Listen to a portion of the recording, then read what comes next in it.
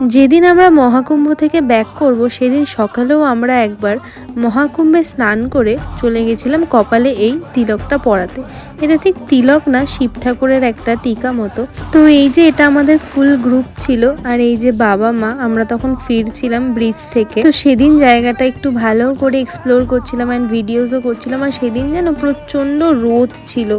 আর as usual আমি চুড়ি দেখেছিলাম অ্যান্ড আমি কিনতেও চলে গেছিলাম। তারপর ওখান থেকে আমরা আমাদের হোটেলে ব্যাক করি। দেন ফ্রেশ ট্রেশ হয়ে আমরা যাওয়ার পথে রওনা দিই। আর এখানে দেখো কত মানুষ 7-8 কিলোমিটার হেঁটে হেঁটে যাচ্ছে শুধু মহাকুম্ভে স্নান করবে বলে। আর আমরা তো কত কম হেঁটে কত ইজিলি সুন্দরভাবে স্নান করে এসেছি। এখানে ভগবানের আশীর্বাদ না থাকলে এটা সত্যি হয় না।